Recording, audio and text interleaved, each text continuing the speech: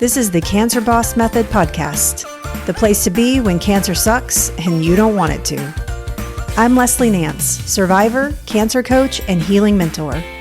Come learn the truth about what your role is in your own healing. No BS, just real strategies from a cancer coach who has been there, done that. And I'm talking about healing.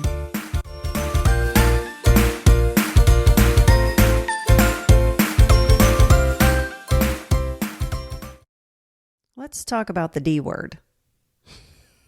I'm not talking about like the D word you might be thinking of. I'm talking about the D word when it comes to healing, when it comes to cancer, when it comes to, getting a new diagnosis. And that word is denial. And it's a strong word to throw around, right? It's a strong word for me to say you might be in denial. And it's like somebody can't call you out on denial because you have to like realize it yourself, because if somehow somebody calls you out on denial, it feels very like you deny the denial, right? So let's get down into that and talk about that for like the next half hour or so. By the way, thanks for joining us. You are listening to the Cancer Boss Method, which is a podcast that I do from time to time when it strikes me, when I feel like I want to talk about something, just coming here and sharing my thoughts with you on this. So my name is Leslie Nance. I am the host of the show. I'm also the creator of Any Stage Cancer and the Cancer Boss Method. I am a certified holistic cancer coach, a certified holistic nutritionist, and I have been a breast cancer survivor since 2012. So I have seen a lot of this lately. And I was trying to put my finger down on where it comes from. Like, where is this denial like mindset coming from? And I find more times than not, women who I speak to on a regular basis, not necessarily my clients because they are learning how to get out of that denial, but women that I speak to, that are interested in coming into the program, interested in working with me, that they are in a deep state of denial. And denial can feel like overwhelm. It can feel like frustration. It can feel like anxiety. It can feel like anger. It can feel like when we hear a doctor talk about our diagnosis that we feel like they're talking about somebody else completely, or like all the air has been sucked out of the room. We feel betrayed. We feel abandoned by our body. But denial can also show up in a pattern of like, becoming like this, I'm going to do this. I'm going to kick this thing's butt. I'm going to get through this, and just going completely all in that way, mentally, emotionally, and physically. And I have to tell you, either one of those is not healthy. Neither one of those ways are a way to heal. You don't have to build up this fake resilience to what is happening to you. And in some cases, it's a massive sense of denial that you leave yourself with, because what happens is you wear yourself out quickly, and then you start to blame like cancer treatments, and you start to blame, the cancer itself. And then you start to blame, not being able to withstand, what is happening to you, and you start to feel weak. And all of that is completely out of balance. And so denial can show up in a lot of ways. It can show up in a lot of parts of our lives. And just like I always talk about, cancer does not just affect you physically. It affects you mentally. It affects you emotionally. It gets down into all parts of your life. It like ekes down into different parts of your life, your relationships, your family, your checkbook, your kitchen. I mean, it gets into everywhere. And so when we're in denial, we can really feel that overwhelm, that frustration. And you might be experiencing like high highs, and you might be experiencing low lows, and you can't seem to find the balance. But there's something about denial that is even more dangerous than that, because sometimes that's just something we need to go through. Like, we need to go through the high highs. We need to go through the being the oversimplification of like, I can do this, I can get through this. I'm going to, when the rubber meets the road, I'm going to, beat this thing to a pulp. And then, getting down into the hopelessness and thinking you're doomed and that you're going to die. And I have to tell you, when I was diagnosed, I went from the high highs to the low lows on an hourly basis, not even a daily basis, but on an hourly basis, because I was trying to find my balance. I was trying to figure out what the middle ground was. And I had experienced a trauma. Being diagnosed with cancer, is experiencing a trauma.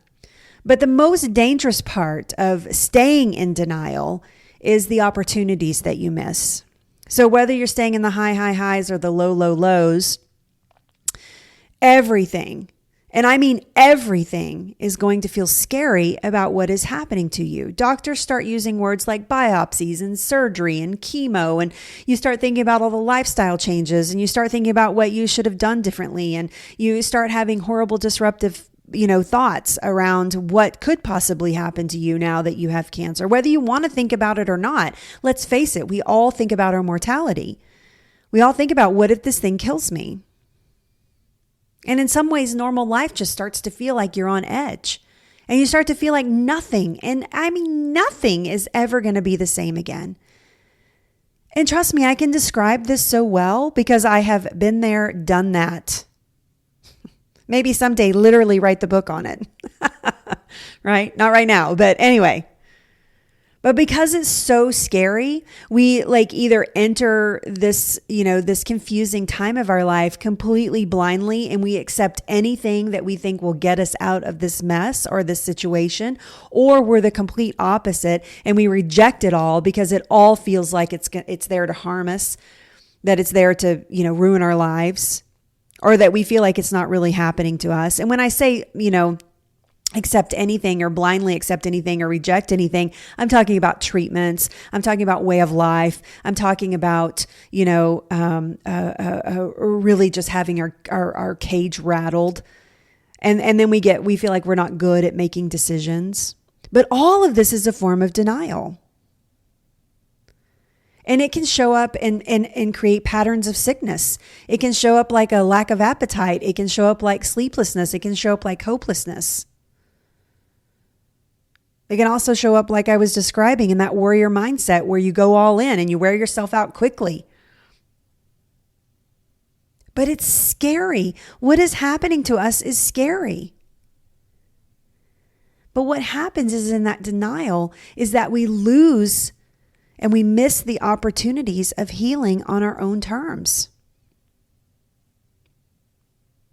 We miss the opportunity of taking stock and looking at all the things. Imagine if you could have a cancer diagnosis and you could go into it calmly and you could say, okay, I hear you. What are my options? You could hear those options, not be afraid of them. Walk away from that, that moment going, okay, here are the options that I have. These are the things I could do medically or holistically, and be able to make good decisions for yourself. Now, in reality, that typically doesn't happen. And if it did happen to you, then congratulations, because you have some sort of superhero mindset. It doesn't mean that you're not in denial still, though. There still could be a form of it creeping around. Denial makes us do things out of balance. We read a book, we get a book and we're like, oh, this book, and it has a really fancy title about cancer and anti-cancer, and everything looks right. Like there's a guy on the cover that, that his teeth are so white, it looks like that they've never been used before. And he's wearing a lab coat and his arms are crossed and he looks super confident. And the title's really compelling. And we start to read the book and we're like, wow, this makes sense. But it's like this extreme crap that you're trying to do. And then you get into that warrior mindset. I'm going to kick this thing's butt. I'm going to get rid of this. And then you go all in. And you change the way you eat, and you change the way you think, and you change the way that you do things in your life. And still nothing's happening. Sometimes you feel worse. This happened to me. I actually started feeling worse. I started feeling sick. I was losing weight at a ridiculous rate. It's because I was scared to eat anything. I thought everything I was putting in my mouth was trying to kill me. Now, that's my own story. You may not be in that extreme, but I was really struggling with like, what are the next steps of this? What are the next steps of healing? How do I move towards, getting this thing out of my body? And so I was in a deep state of denial, trying to understand what comes next. But denial is dangerous, and we're not really super willing to admit that we're in it. It's not something that just like comes rolling off the tongue or rolling out of the heart or rolling into admitting that we're in denial. But a lot of times the things that you're struggling with, when you're sitting in a dark room and you don't want to come out for anyone or anything, when your friends call you and ask you if you want to go out for dinner and you're like, no, I can't do that. When you go into your doctor's appointment with the just incredible fear and anxiety about what they're going to say or what they're going to propose. When you walk into your chemo suite and all you can feel and hear and smell is death and danger and sickness. When you watch them hook you up to all the tubes and the taking blood and sticking you and poking you and prodding you and all the things that you have to go through, and all you can think about is, this is it. This is how my life is going to end. When you have a poor relationship with food, when you can't sleep at night because the thoughts are just swirling around what comes next. When physical pain actually manifests itself and you've not had any pain whatsoever in your where the cancer is, but now you know where it's at and you can physically feel the pain of it and it just comes out of nowhere and you're like, what the heck? When you're trying all the craziness of diets, when you're reading 1,000 books, when you're just scanning through Facebook looking for somebody who has the same story as you that survived this thing that you're going through. When you have a hard time looking at your kids, not knowing how long you're going to get to see them or if you're going to get to watch them grow up. When you can't even plan for your future because you're worried that maybe there's not any significant amount of future for you. When you're screwing on that brave face for everyone around you, but you're screaming into your pillow at night. Maybe not literally, but figuratively, just in total panic about what is happening to you, but you don't want anybody else to see it because then they'll worry about you. When you have thoughts of death that you don't tell anybody about. When you start fantasizing about how you're going to die, is it going to be painful? You don't tell anybody that. You will not admit that to anybody.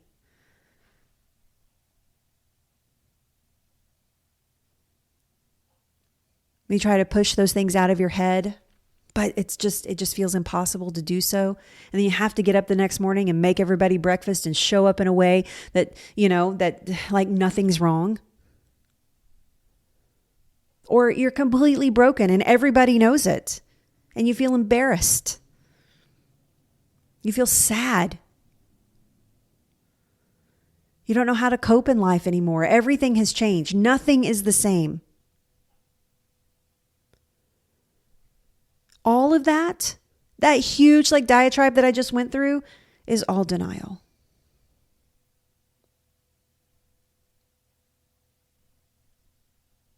But denial robs us of opportunities.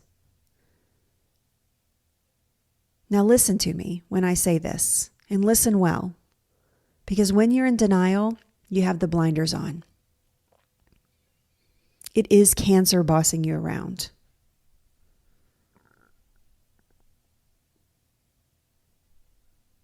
You miss the opportunities when a doctor says, hey, I have this opportunity for a trial, or I have this opportunity for targeted therapy, or we have this opportunity surgically, or we have this opportunity to use nutrition. When a cancer coach comes to you and say, hey, look, I'm going to give you a way out of this. I'm going to help you recover faster between treatments. I'm going to show you a path of healing.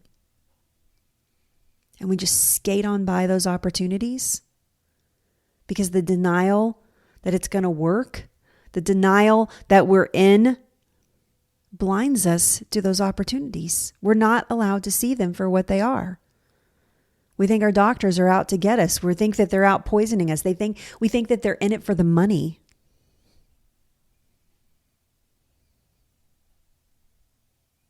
cares if they make money, if they have a fix for you?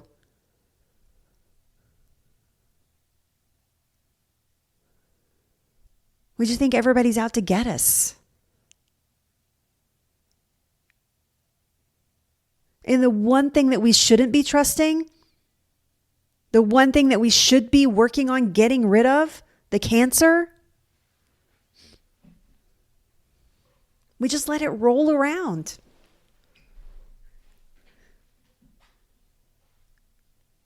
In extreme cases of denial and missed opportunities, we don't even do cancer treatments. Now you might be saying, well, Leslie, you didn't do cancer treatments. No, you're right. I didn't. But it's not because I'm against them. It's because they couldn't tell me that my cancer treatments were going to be effective for my particular cancer. There was no certainty. There was like a 20% chance that it would be effective for my cancer. And for me, that wasn't enough. But you know what? I had stepped out of denial at that point. I had accepted what was happening to me, and I was able to see that opportunity and make that decision. That's exactly what I'm talking about today. Decision making becomes easy once you take the blinder of denial off and you start looking at opportunities. So I started asking questions. And my doctor, my oncologist, she was amazing. And she said, Leslie, if you don't do the cancer treatments that we're recommending, we being the board, being all the people that looked at my case and, evaluated it, and they came up with recommendations. If you don't do what we are saying to do, what are you going to do? And she said that without judgment. She didn't say it because I'm right and I'm going to, But had I had the denial blinder still on, I would have missed that moment in time, that opportunity of hearing her. And I said, what do you mean? And she said, your body created cancer and that you can't ignore that anymore. But if I'd had the denial blinder on, I wouldn't have been able to hear her or see her or feel that she truly had my best interest at heart. And I said, well, I don't know. Do you have any opinions about what to do next besides the cancer treatments, besides the 12 months of chemo that you want me to do? And the surgeries and all the things. And she said, yeah. And she pointed me in a direction to get the help to help me heal, which at that time was a naturopath who was amazing, who helped me. So looking through the lens of denial, we miss the opportunities of healing. We can't hear them. We can't see them. We can't feel them.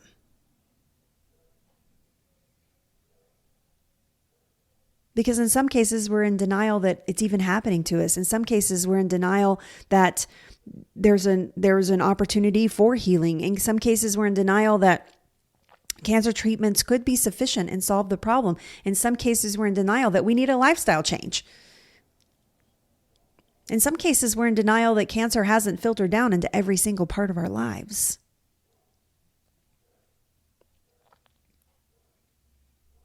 But the dangerous part about denial is those missed opportunities. So let me challenge you today. Just for a moment, close your eyes, put your hand on your heart if it's safe to do so. Obviously, if you're driving or somewhere you can't do that, don't do that. Okay? But if you're in a place that it's safe to close your eyes, put your hand on your heart. I want you to just take a moment. And I want you to imagine what it would be like to have the information that you need for you and your body, for healing, just right at your fingertips. Knowing and understanding what will work for you, getting yourself out of that denial spiral, not having to fake it till you make it anymore, not having to warrior up, but simply and easily unlocking all your healing potential with a whole life plan. Understanding what your body's potential is for healing, understanding how to use treatments in diet and mindset to your advantage. not being at war with food or your cancer or your treatments or your body for that matter. Imagine what it feels like to have that kind of freedom, even if you're in active treatments right now, even if you have active cancer, even if you just got the news, even if you're facing surgery, even if your life is being threatened, even if you know you need to make massive lifestyle changes, even if you're having those horrible disruptive thoughts. Imagine what it feels like.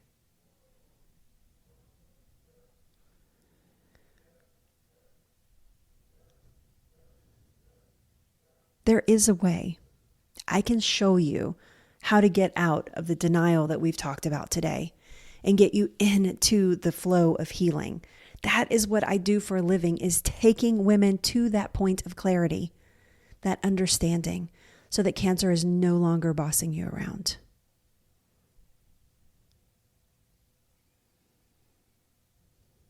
Now, I'm not using this as a platform today to sign up and do this and do that. But if you're interested, you should reach out to us. It's super easy. The website is anystagecancer.com, anystagecancer.com. You can go right there, watch our free training, connect with us, however, whatever suits your fancy there. Read more about us, read what our clients are having to say. But in this moment, what I really want you to know is that you have that potential.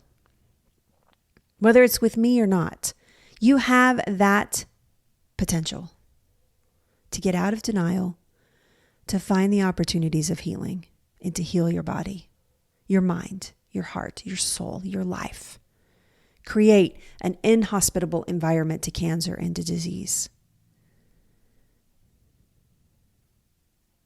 That is the opportunity for you today. So I want you to walk into that with eyes wide open, looking for opportunities of healing. I want you to walk into it with your ears tuned into listening for those opportunities. I want you to open your heart fully and accept that there are opportunities for healing, because cancer is not your destiny.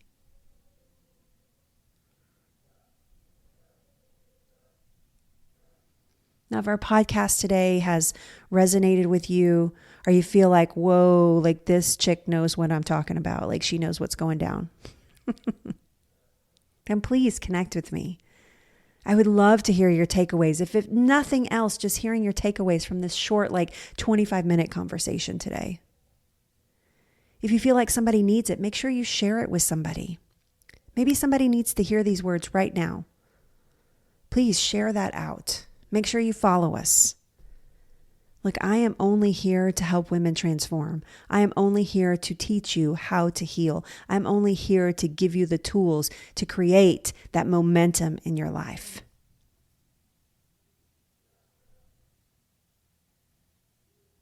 Cancer is not your destiny.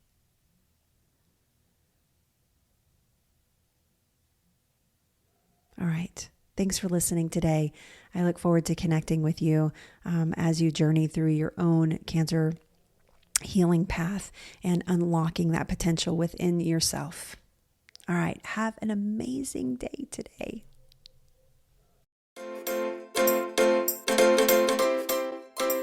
If you have enjoyed this episode, it's time to connect. Make sure you follow this podcast and check out all the socials on anystagecancer.com. If you're ready to talk about your own healing using the Cancer Boss method, then click the link below this episode. Hey, and remember, cancer's not your destiny. Okay, I'm outie.